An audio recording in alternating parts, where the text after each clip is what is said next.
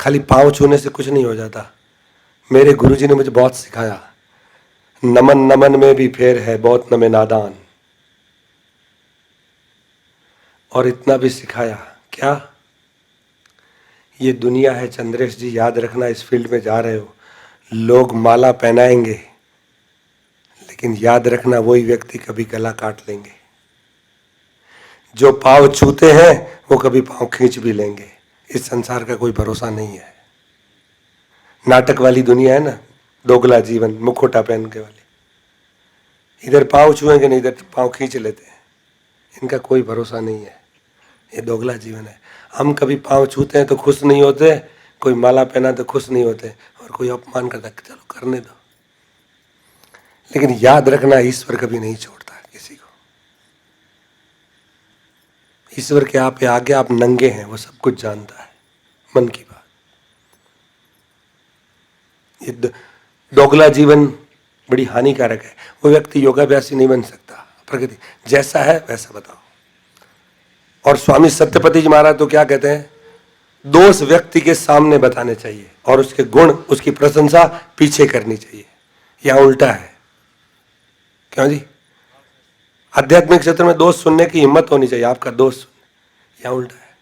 स्वामी सत्यपति जी महाराज कहते थे दोष सामने बताओ, भैया आप में ये दोष है, त्रुटि है, भूल है, और उसके गुण है, उसकी प्रशंसा पीछे करो। ये दोगला जीवन व्यक्ति को नहीं करता। तो पर्सनालिटी कितने प्रकार की होती है? 2 प्रकार की। एक एक्सटर्नल पर्सनालिटी और एक इंटरनल पर्सनालिटी।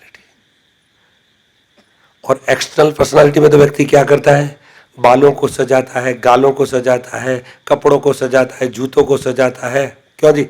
बालों को, गालों को, जूतों को, कपड़ों को सजाकर जैसा वो है उससे कहीं अधिक लुभावना, लचीला, आकर्षक, ब्यूटीफुल दिखाने का प्रयत्न करता है। क्यों जी?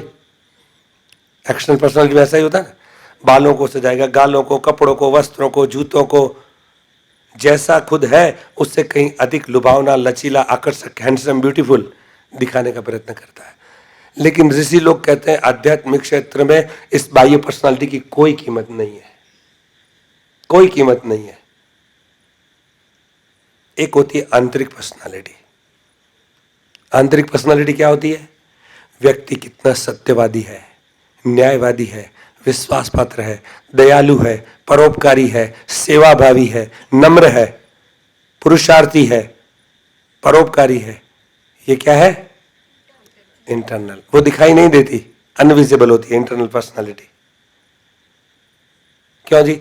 एक व्यक्ति काला है, भद्दा है, लेकिन उसका व्यवहार अच्छा है, सत्य बोलता है, न्यायप्रिय बोलता है, आपको अच्छा लगेगा नहीं लगेगा?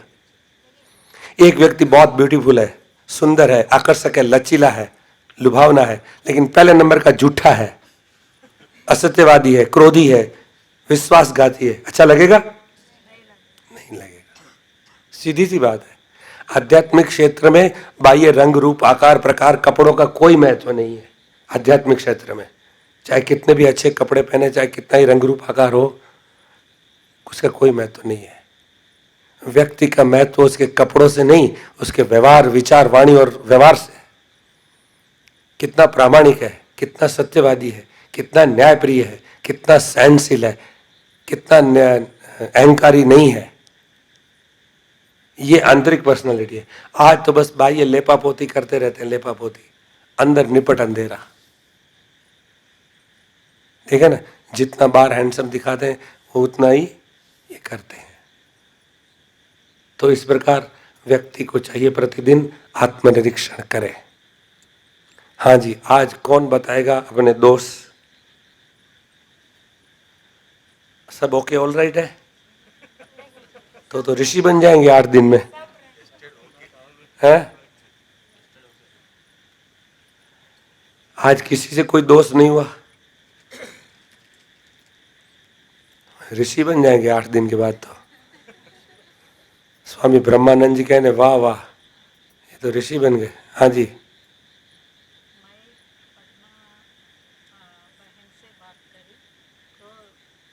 विचार क्या है किसके बारे में?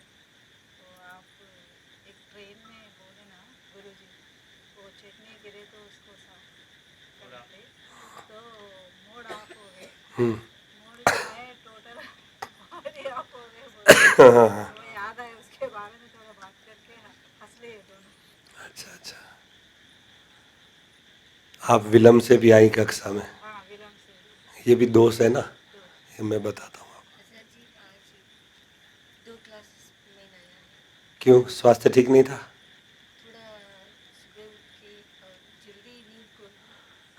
कोई बात नहीं, पहले स्वास्थ्य को ठीक रखना ये मुख्य है।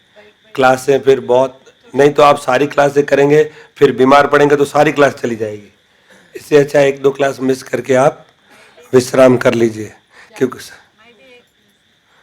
तो शरीर को आवश्यक है क्लासेस। हाँ जी, थोड़ा घर का भी चाहिए। वो अभी तो आप कोई वैराग योगी थोड़ी बन गई है, वो तो आएगा थोड़ा बहुत, लेकिन पकड़ना, चिंता नहीं करना। घर का विचार आ रहा है तो कोई बात नहीं, लेकिन ज़्यादा विचार नहीं करना। यही घर है अपना। हाँ जी हाँ जी, और कोई? सब ओके, ऑल राइट है? वाह, धन्य है तूने मुझे जगा दिया। धन्य हो गए होंगे सबके, कोई दोष ही नहीं हुआ। बहुत दोष होता है सर जी, बताना नहीं चाहते? देखने में, बोलने में, बैठने में, उठने में बहुत होता है। आज देखने से होता है। आज रात का खाना थोड़ा आलस्य हुआ, तो मैं कुछ सहायता करने गई थी कि कुछ हुआ तो मैं कुछ करूँ, तो वहाँ बात करनी पड़ी। थोड़ा कम बात करना था, लेकिन ज़्यादा हो गए, आगे ध्यान रखना। हाँ जी, और कोई? समझ में तो आ रही है मेरी बातें? ऐसा तो नहीं ना? फिर आप क्या अंतिम दिन अपने अनुभव सुनाएंगे, हिंदी में सुनाएंगे कि तेलुगु में? नहीं तो फिर हम ऊपर ही बैठेंगे, हमारा दिमाग भारी वो यज्ञ के दिन बैठ बैठ के हम हो गए थे, सब लोग गुड़ गुड़ गुड़ गुड़ बोले, हम हमारा तो आचार्य संदीप जी और मेरा तो दिमाग भारी हो गया, एक तो धुआं आया। आप हिंदी में बोलेंगे तो हमको समझ में आएगा कि हमने 8 दिन क्या किया, नहीं तो वो रावण जैसा होगा कि राक्षस कौन था। फिर अंत में हमको बोलना पड़ेगा हम ही राक्षस थे, 8 दिन आ गए। तो हिंदी में बोलेंगे तो हमको पता लगेगा ना। आज भी दोपहर को कोई बहन बोल रही थी, आचार्य चंद्रेश चंद्रेश, में ऊपर सुन रहा था, ये पता नहीं गाली दे रही है या प्रशंसा कर रही है। नाम आया आचार्य चंद्रेश चंद्रेश, 2 बार आया। क्या ब्रदर, हमको कैसे पता लगे? विद्या भोग करी यश सुख करी, इतना दूर से हमको तत्वज्ञान बोलने के लिए आए। वो बात सही है, लेकिन हिंदी में आप भी प्रयत्न करो, राष्ट्रीय भाषा है हमारी। बोल सकते हैं आचार्य, कुछ स्वामी दयानंद ने इसको आर्य भाषा कहा, हिंदी को क्या कहा? तो सभी आर्यों को आर्य भाषा तो आनी चाहिए, राष्ट्रीय भाषा। कहीं भी जाओ ये चलेगी, तो कम से कम हमको तो पता लगे। आप वो तेलुगु तेलुगु बोलते तो हमारा सिर भारी हो जाता है, ये पता नहीं, फिर नाम आता है चमक जाते हैं, अपना नाम आया इधर से चंद्रेश। मैं कमरे में था अपने, तो शाम को कोई चंद्रेश 2 बार नाम आया, तो मैंने आचार्य संदीप जी का नाम तो आ रहा है, पता नहीं क्या हो रहा है, अपनी खिचड़ी पक रही है या सीरा पकड़ा है वो तो पता नहीं चल रहा, लेकिन नाम आ रहा है। मैंने कहा तो हिंदी में बोलने का प्रयत्न करें। बोल सकते, लेकिन आचार्य ये 70-80% तेलुगु लोग। नहीं, आप आपस में भले बोलो, या कक्षा में की बात कर रहा हूँ, आपस में भले बोलिए आप। यहाँ कक्षा में या कुछ ऐसी हो ना, तो हमारे सामने तो कुछ पता चले। तो अब इसको यहीं विराम देते हैं। ओम शम।